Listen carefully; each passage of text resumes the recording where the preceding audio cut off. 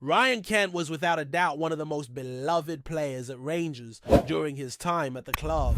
The English winger had everything the fans could dream of: blistering pace, unmatched flair, and that fearless attitude that made him a nightmare for defenders. His ability to glide past opponents, create something out of nothing, and light up Ibrox with moments of individual brilliance turned him into a proper fan favorite. For years, he was an essential part of the Rangers' attack, a player who could be relied upon in big moments and who brought a bit of magic every time he touched the ball. But football moves fast, and for Kent, the past couple of years have been a roller coaster. After leaving Rangers, he made a high-profile move to Fenerbahce in Turkey, a transfer that was supposed to take his career to another level. However, things didn't quite pan out the way he or anyone else had imagined. Despite the excitement surrounding his arrival in Istanbul, Kent never truly settled in. He struggled for game time, couldn't find consistent form, and eventually fell out of favor entirely. His stint at Fenerbahce came to an abrupt end after just 16 months, with Jose Mourinho, the newly appointed manager, making it clear that Kent was not part of his plans.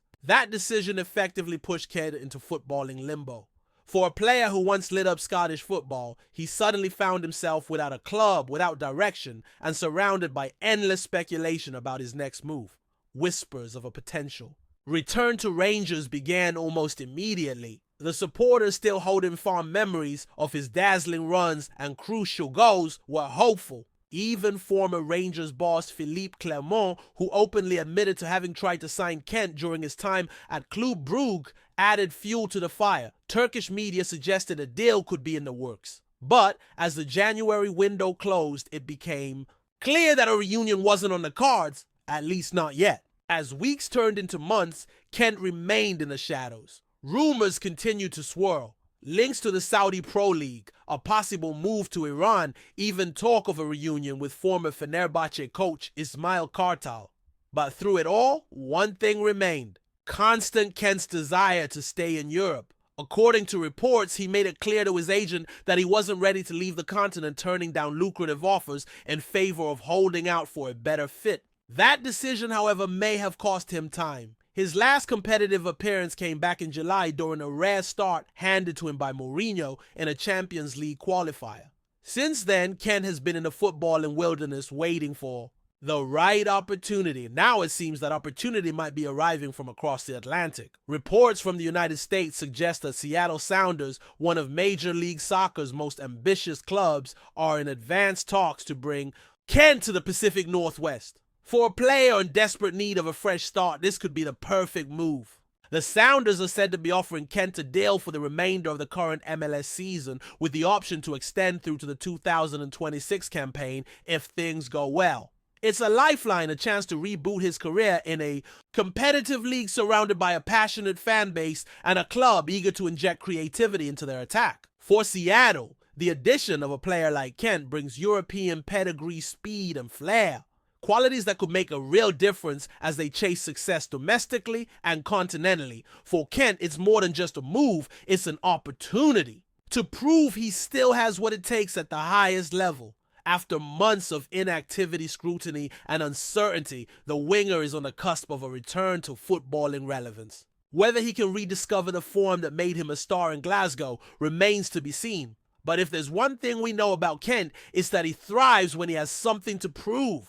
And while the focus remains on Kent's potential move, there's been even more news surrounding Rangers over the past 24 hours, particularly regarding one of the breakout stars of the current season, Nico Raskin. The Belgian midfielder has been nothing short of sensational this campaign. Since Philippe Clermont's arrival, and now under Barry Ferguson's guidance, Raskin has taken his game to new heights. His energy, vision, and work rate have made him a cornerstone of the Rangers midfield. But it's not just in Scotland where his talents are being noticed. Raskin recently earned his first call-up to the Belgian national team, a milestone achievement. That marks a turning point in his career. He didn't just make up the numbers either. Raskin featured in both of Belgium's fixtures during the recent international break, including a dramatic comeback against Ukraine, where his performance earned him the Man of the Match award. For a player who's been quietly improving at club level, this was his big statement on the international stage. Naturally, such performances haven't gone unnoticed.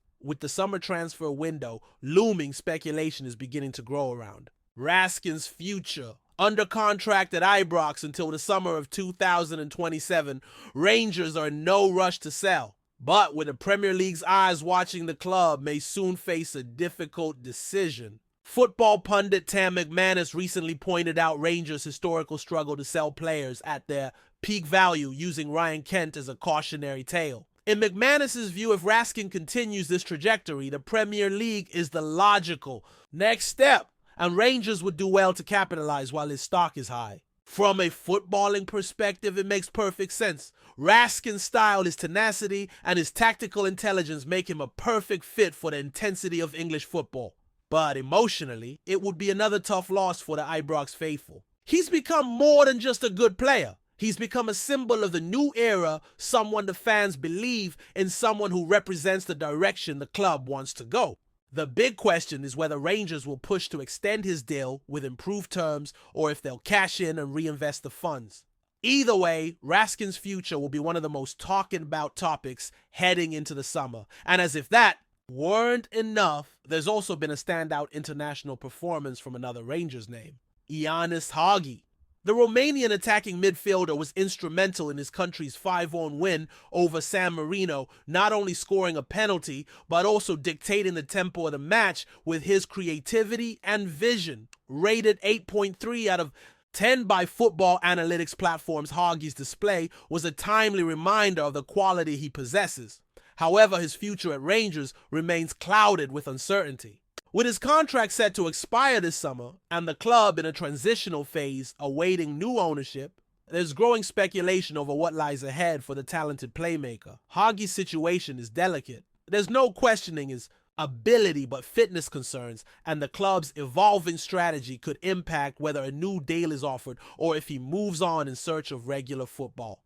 What is certain is that, like Kent and Raskin, his name will be front and center in the coming weeks as decisions are made that could shape the next chapter of Rangers' journey. While the stories of Ryan Kent, Nico Raskin, and Ianis Hagi have taken most of the spotlight, there's another major development making waves behind the scenes: the push for a transatlantic partnership involving Rangers and Celtic. Former Rangers manager Mark Warburton, now the sporting director and head of soccer at Sporting Club Jacksonville in the United States, has openly encouraged the Glasgow Giants to explore a formal collaboration with American clubs. The idea, according to Warburton, is to create a pipeline that benefits both sides, opening up fresh recruitment possibilities and establishing player pathways that could be game-changing in the long run. Warburton, now stationed in Florida, has taken on a hands-on role in shaping Sporting Club Jacksonville's footballing structure. He's responsible for appointing the head coaches of the men's, women's, and youth teams and is focused on building a solid foundation with a clear vision. From his new vantage point across the Atlantic, he sees an untapped opportunity for Scottish clubs to expand their global reach. According to him, partnerships of this nature aren't just about player development. They're about brand expansion, influence, and long-term strategy. He firmly believes that clubs like Rangers and Celtic, with their massive worldwide support, are perfect candidates to establish something substantial in North America. In his words, any club would be fortunate to be associated with the likes of Rangers or Celtic. The scale, history, and passion that both institutions carry make them more than just football clubs. They're global centers. And while the Scottish Premiership doesn't boast the financial clout of the Premier League, the opportunity to reach new markets through strategic alliances could be one of the keys to long-term sustainability and growth.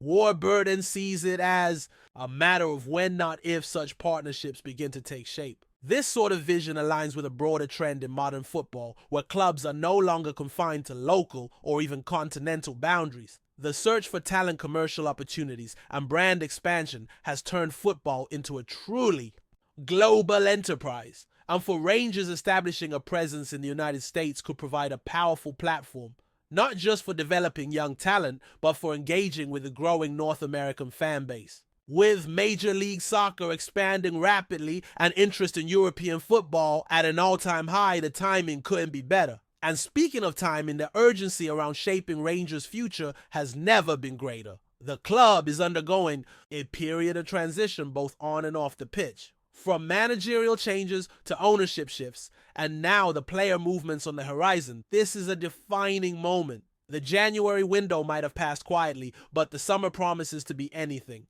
but calm.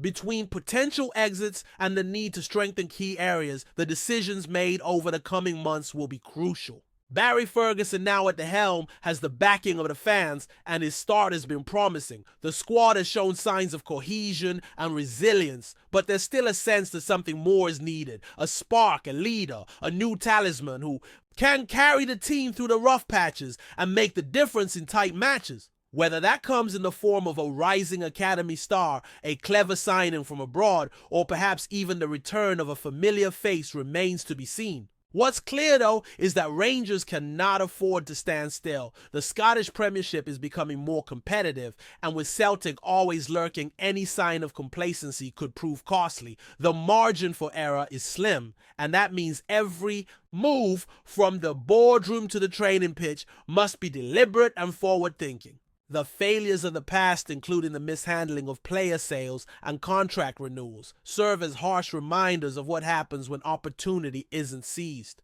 Ryan Kent's situation is perhaps the most poignant example. A player of his, quality allowed to run down his contract and leave for nothing, represents a financial and strategic misstep that the club can't afford to repeat. The same applies now to Raskin. If there's serious Premier League interest and the player is reluctant to commit long-term, then tough decisions must be made. Selling at the right time, reinvesting wisely, and building with purpose. That's the model Rangers must embrace if they want sustained success. Meanwhile, the ongoing uncertainty around Ianis Hagi adds another layer to the narrative. His recent performance for Romania proved that he still has the ability to shine, and yet his role at Rangers has become increasingly unclear. With his contract nearing its end and no clear indication of renewal, there's a growing sense that his time at Ibrox may be drawing to a close. For many fans, that's a tough pill to swallow. Hagi, when fit and confident, brings creativity and a footballing brain that few in the squad possess. Losing him without a proper replacement lined up would be a blow both technically and emotionally. But football is a ruthless business, and Rangers are at a crossroads. The club must decide who forms the core of its next chapter and who becomes part of the past. It's not just about loyalty or sentiment. It's about building a squad that can compete domestically, and in Europe, one that reflects the ambitions of the fans and the legacy of the badge. With potential changes at ownership level and renewed focus on long-term planning, this could be the beginning of a new era at Ibrox, one defined not just by passion, but by precision. All eyes now turn to the summer where the real test begins. Will Ryan Kent finally make the move to MLS and relaunch his career?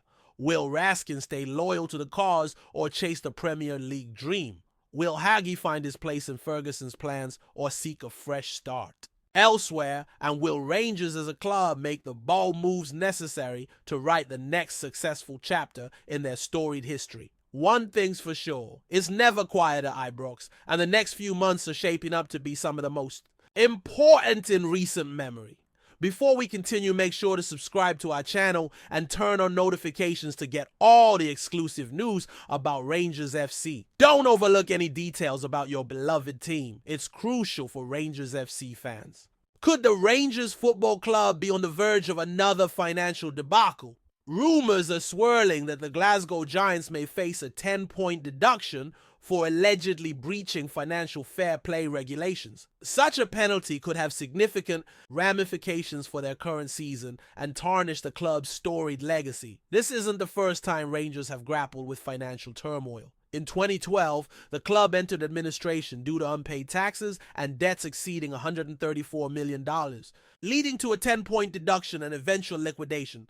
The business and assets were subsequently sold, and the team had to restart in the lower divisions of Scottish football. The potential deduction underscores the stringent enforcement of financial fair play rules aimed at ensuring clubs operate within their means. Similar actions have been taken elsewhere. For instance, in 2023, Everton faced a 10-point deduction in the Premier League for financial breaches. As the situation develops, Rangers supporters and the broader football community await official confirmation and the club's response to these concerning allegations. Greetings, fans. Make sure to hit that like button and subscribe to the channel, as it's greatly appreciated by Rangers FC. And don't forget to share your thoughts on the news in the comments section below. Until the next video, stay tuned.